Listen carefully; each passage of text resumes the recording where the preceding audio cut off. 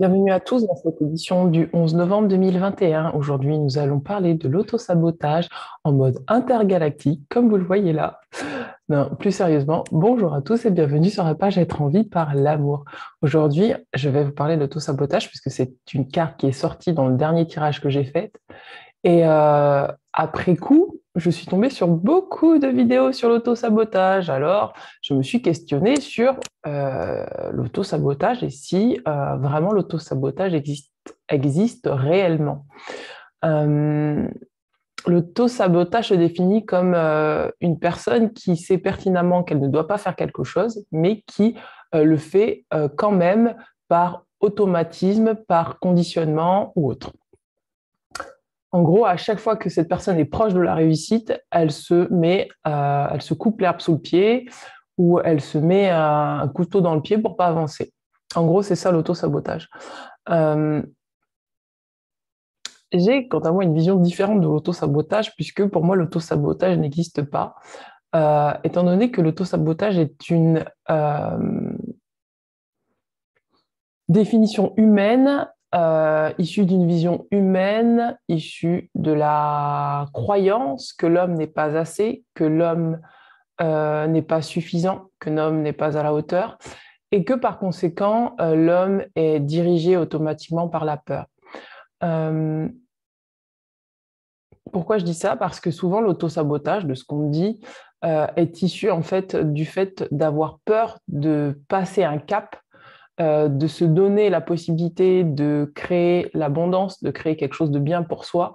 Et donc, et forcément, c'est issu d'une peur. Sauf que nous savons, comme nous le savons, la peur n'est pas toujours rationnelle. Souvent, la peur est illusoire, surtout dans les systèmes, on va dire, des systèmes un peu psychologiques qui ne sont pas de l'ordre de la survie. Euh, Souvent, c'est issu de la peur et la peur est illusoire. Si vous croyez en l'auto-sabotage, c'est que vous donnez du pouvoir à votre peur de ne pas réussir, votre peur de ne pas être à la hauteur, votre peur au contraire de briller, votre peur de pouvoir être là où vous devez être. Euh, Croire que l'on est dans un système d'auto-sabotage nous maintient également dans le système de Cartman, c'est-à-dire qu'on va essayer de chercher à se sauver au lieu d'accepter ce qui est, tout en regardant toujours ce qui nous plombe. Hum, j'ai fait l'expérience en fait de regarder plusieurs vidéos sur l'auto-sabotage et systématiquement à chaque fois que je me connectais à cet égrégore d'auto-sabotage, d'un seul coup j'avais mon taux vibratoire qui était littéralement aspiré, qui était diminué de moitié. Pourquoi? Parce que la croyance sur l'auto-sabotage vraiment vous fait penser que vous n'êtes pas assez, que vous êtes en manque de quelque chose et que vous n'avez pas les capacités pour dépasser ça. Et du coup, vous allez lutter contre vous-même, vous allez être dans une notion de lutte, dans une notion de je vais me dominer ou je vais essayer de me sauver pour me sortir moi-même d'une situation dans laquelle je me mets moi-même. Alors déjà, l'autosabotage, c'est très culpabilisant. Ce n'est pas du tout responsabilisant, c'est culpabilisant. Euh, Quand vous donnez du poids à l'autosabotage, quand vous dites je m'auto-sabote, c'est comme si dans votre aura, en fait, vous prenez un pic et un marteau et vous vous appuyez comme ça.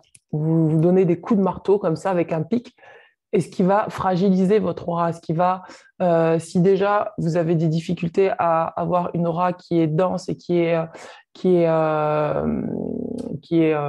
va dire, grande et dense, vous allez encore plus fragiliser votre aura dans le fait de croire que vous vous auto-sabotez. Euh, donc ça, c'est la première partie que je voulais aborder avec vous. La deuxième partie, elle est simple, c'est que tout ce que l'on fait a une utilité, que tout ce que l'on fait n'est pas là pour nous faire du mal, que tout ce que l'on fait n'est pas là dans le but de nous diminuer. Euh, et plutôt que de parler d'auto-sabotage, je vous invite à plutôt parler de schémas répétitifs euh, pour vous amener à comprendre que dans chaque schéma répétitif, il y a une lumière à trouver, il y a euh, une leçon à apprendre qui n'est pas due à une erreur, puisque votre moi divin vous dit toujours, même quand vous croyez que vous rentrez dans un système qui est négatif, non, en fait, c'est votre moi supérieur qui vous guide pour que vous puissiez expérimenter des situations pour vous amener un enseignement et une lumière, afin que vous puissiez davantage retrouver votre pouvoir intérieur. Quand on parle de schéma répétitif au lieu d'auto-sabotage, on se donne la possibilité d'expérimenter ces schémas sans se culpabiliser, en comprenant que derrière, il y a une leçon à tirer de ce qu'on est en train de vivre. Du coup, il n'y a plus d'erreur, il n'y a plus de notion du fait d'être à la hauteur de quelque chose, c'est-à-dire d'un idéal, puisque quand on se dit je m'auto-sabote, c'est forcément par rapport à un idéal qu'on aurait en tête. Non, il y a juste le fait d'être dans l'instant présent, d'expérimenter ce qui est comme c'est. Ça m'a été donné d'être vue en fait lors d'une consultation que j'ai faite il y a une semaine, 2 semaines, je ne me souviens plus, pour une personne où cette personne avait la croyance que tout le temps, cette personne pensait qu'elle était dans l'erreur, qu'elle avait peur de faire des erreurs. Quand on a peur de faire des erreurs, c'est qu'on croit qu'il y a un bon et un mauvais chemin. La vérité, c'est qu'il n'y a pas de bon ni de mauvais chemin. Il y a des chemins d'apprentissage. Quel que soit le chemin que vous prenez, que le résultat derrière, entre guillemets, paraisse bien ou moins bien, tout est relatif de la manière dans la manière dont vous le verrez, dont vous le percevrez, parce que ça dépend que de vous, en fait, de votre manière de percevoir les choses. Et ça, c'est à chacun de décider sa manière de voir les choses. Derrière les chemins, il y a de l'apprentissage. Plus vous allez lâcher cette idée que vous avez peur de vous tromper, qu'il y a une erreur, que vous n'êtes pas à la hauteur, plus vous allez reprendre du pouvoir dans ce que vous êtes en train de vivre. C'est-à-dire que vous n'allez plus subir les événements extérieurs, vous allez pouvoir ne faire qu'un avec les événements extérieurs. Du coup, l'auto-sabotage, ça ne va pas être de l'auto-sabotage, c'est-à-dire que vous n'allez pas avoir l'impression de vous donner, de prendre un pic, parce que vraiment, énergétiquement, c'est ça, de prendre un pic et de vous donner des coups de marteau. Non, vous allez juste expérimenter ce que vous vivez, ce que vous ressentez à l'intérieur de vous, sans porter de jugement, puisque l'auto-sabotage, pour moi, c'est un jugement de valeur, c'est-à-dire c'est parce qu'on juge que c'est de l'auto-sabotage que ça devient de l'auto-sabotage. Mais en réalité, ce n'est pas de l'auto-sabotage, c'est une expérience comme une autre. C'est le mot que vous alliez mettre derrière, c'est la pensée que vous allez y mettre derrière, c'est les émotions que vous allez y mettre derrière, c'est toute cette lourdeur que vous allez y mettre derrière qui va faire que ça va devenir handicapant pour vous. Mais à partir du moment où vous revenez à l'état zéro, au point zéro, toute expérience est ce qu'elle est et il n'y a plus de jugement à avoir derrière ces expériences. Il y a juste à être en symbiose avec la vie, en symbiose avec ce qui est.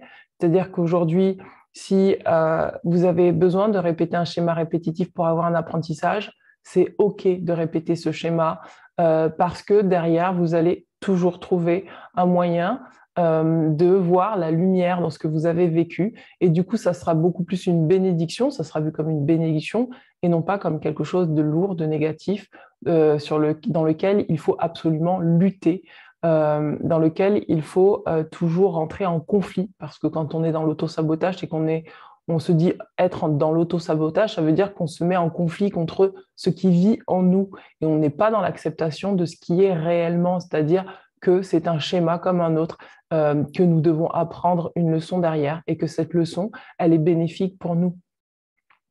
Donc voilà, c'est mon point de vue sur l'auto-sabotage. Et surtout parce que vraiment, c'est dans l'égrégore en ce moment.